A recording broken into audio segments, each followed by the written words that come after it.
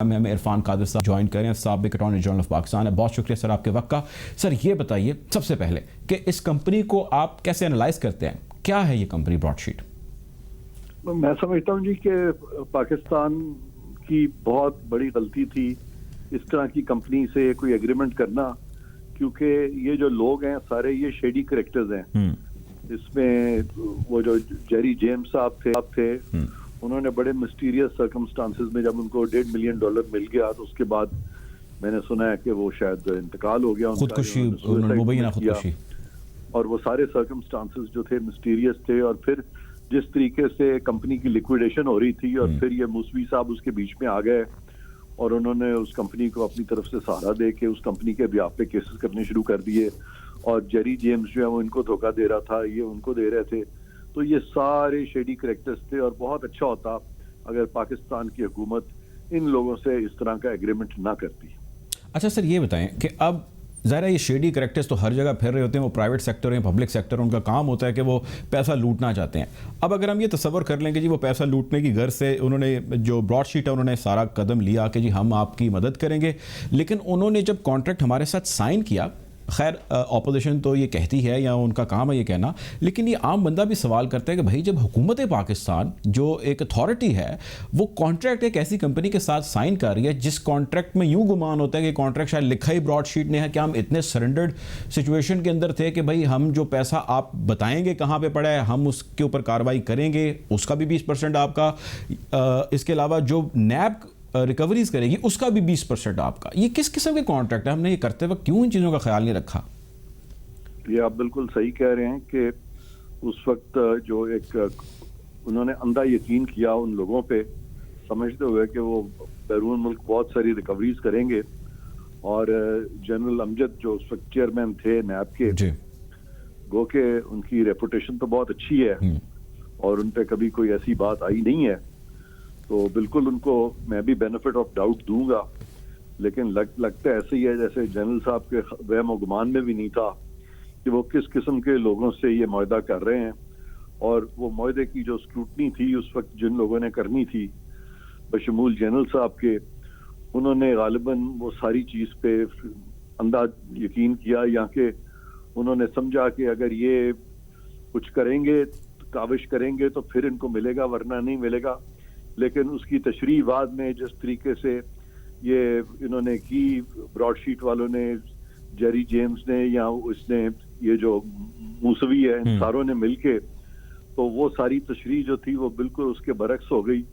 और मैं समझता हूँ कि पाकिस्तान से ये उस वक्त की जो भी टॉप ब्रास थी नैब की या हुकूमत पाकिस्तान की, उनसे ये बहुत बड़ा धोखा किया गया,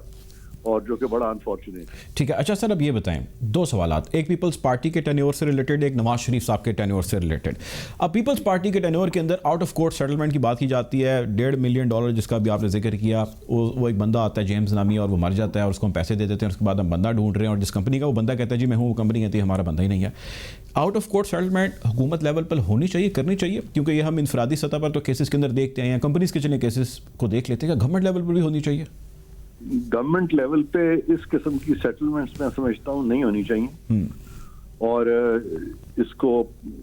कानून के मुताबिक इस तरह की चीज़ों को हमें फेस करना चाहिए, और उसमें जो लॉ पॉइंट्स हैं उनको सामने रखना चाहिए, और जो भी उनको हमें चाहिए था कह देते कि भाई ठीक है आप जब मुकदमा करेंगे तब हम देखेंगे, फिलहाल हम आपके साथ कोई सेटलमेंट नहीं करना चाहते। और फिर अगर सेटलमेंट करनी भी थी तो ये जो सारी जो स्मोक स्क्रीन उन्होंने बनाई थी in the name of incorporation और in the behind the veil of incorporation,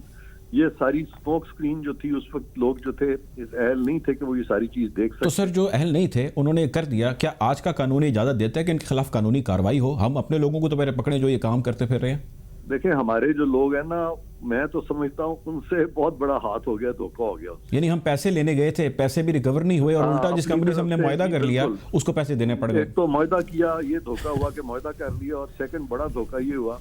कि एक ऐसे शख्स से कॉम्प्रोमाइज कर लिया। अब उस कॉम्प्रोमाइज में जब तक आप उसमें प्रोब नहीं करेंगे, जब तक आप ये नहीं देखेंगे कि ये दानिस्ता तौर पे हमारे लोग जो थे उनसे मिक्सड अप थे या कि उनसे भी धोखा हुआ है, ان سے بھی دھوکہ پہلے ہوا۔ تو ہمیں یہ ڈٹرمن کرنا ہے. اگر نواز شریف پہ پہنچتے ہیں، اگر تو ہم اس نتیجے پہ پہنچتے ہیں کہ ہمارے جو لوگ تھے جنہوں نے وہ جو کمپرومائز کیا ہے اس وقت، جو سیٹلمنٹ کی تھی، واقعی ان سے دھوکہ ہو گیا، تو پھر تو ان کا اس طرح سے تو ہم ان کو مورد الزام نہیں ٹھہرا سکتے کہ انہوں نے کرپشن کی ہے. لیکن اگر وہ مکسڈ اپ تھے، شاید ایسے آتے ہیں، تو پھر بالکل ان کے خلاف اس صورت میں تفتیش بھی کی جا سکتی. آج کی گورنمنٹ نے سر کانٹریکٹ کو اور آج کی گورنمنٹ نے UK کورٹ کے فیصلے کو پبلک کر دیا کل. کیا یہ نواز شریف کی گورنمنٹ کو نہیں کرنا چاہیے تھا؟ آپ ذرا ان میٹرز کو دیکھتے ہیں، حکومت کی پاکستان کی بڑے لیول پہ آپ قانون کے حوالے سے نمائندگی کر چکے ہیں. ایز این اٹارنی جنرل آپ یہ بتائیے، جو بھی اس وقت لیڈ کر رہا تھا ان معاملات کو، کیا اس وقت اگر یہ چیزیں سامنے لے آتے تو پولیٹیکلی بڑی مائلیج مل جانی تھی اور شاید لافلی بھی ہو سکتا ہے ہمیں کوئی ہیلپ مل جاتی اگر نواز شریف کی گورنمنٹ ہی اس کو سامنے لے آتی، کہتے ہیں جی مشرف کو ایکسپوز کرنے لگے، دیکھیں کہ کس نے کانٹریکٹ کیا اور دیکھیں جی UK کورٹ کا کیا فیصلہ آیا. کیوں نہیں کیا گیا؟ دیکھیں، ایک طرف کھڑی ہے آپ کی ریاست پاکستان اور دوسری طرف وہ کنفلکٹنگ انٹرسٹ ہیں سیاست دانوں کے، جو کہ وقتاً فوقتاً ریاست پاکستان کے جو منتظمین رہے ہیں، جو اس کا انتظام چلاتے رہے ہیں. اب ان کی آپس کی جو ریشہ دوانی ہے وہ اس طرح ہو گئی ہیں کہ ہر کوئی پوائنٹ سکورنگ کرتا نظر آتا ہے، اور وہ ریاست کے انٹرسٹ کو میں دیکھ رہا ہوں کہ پسے پشت ڈال کے تو ہر طبقہ، ہر گروپ جو اپنی سیاست کرنے کی کوشش کر رہا ہے. تو موجودہ حکومت سے بھی میں یہی توقع کروں گا کہ بجائے اس کے کہ وہ اپنے سیاسی حریفوں کو نیچا دکھائیں، خدارہ اس وقت پاکستان کا اور پاکستان کی ریاست کا انٹرسٹ دیکھیں، اور جو بھی اقدام کریں اس میں ریاست کا نقصان نہیں ہونا چاہیے کہ ایک دوسرے پہ کیچڑ اچھالتے ہوئے اگر آپ ریاست کا منہ کالا کریں گے تو پھر یہ بڑے افسوس کی بات ہے. لاسٹ کوشچن عرفان صاحب، یہ بتائیں سب کرنٹ گورنمنٹ لیگلی اس سارے کیس کو جس طرح بیٹل کرتی ہے براڈ شیٹ کے، جتنا ہم نے ان کو جرمانہ بھرا اور اس میں سے $21 ملین کے قریب وہ اماؤنٹ ہے جو according to percentages because of Nawaz Sharif, جو حکومت کہتی ہے جی ہمارا بیانیہ درست ثابت ہوا. کیا ہماری اس گورنمنٹ نے اس وقت کی ہماری جو لا کی جتنی مشینری ہے اس نے ٹھیک اس طرح ڈیل کیا اس معاملے کو، یا کہیں جھول لگتی ہے آپ کو؟ نہیں، مجھے جس طرح سے یہ ڈیل کیا جا رہا ہے نا، اس میں سیاسی جو پوائنٹ سکورنگ ہے وہ زیادہ نظر آ رہی ہے اور ملکی مفاد کو جو دیکھا جانا چاہیے اس طرف دھیان کم ہے. میں یہی ریکویسٹ کروں گا موجودہ گورنمنٹ کو کہ خدارہ آپ سیاسی پوائنٹ سکورنگ نہ کریں، بلکہ اوور آل پاکستان کی ریاست کا، ہمارے ملک کا، ہمارے جو ملکی مفادات ہیں ان کو مد نظر رکھتے ہوئے یہ فیصلے کریں. یہ ان آئسولیشن پلیز نہ کریں یہ فیصلے. ٹھیک ہے جی، بہت شکریہ جی. عرفان قادر صاحب ہمارے ساتھ موجود تھے، سابق اٹارنی جنرل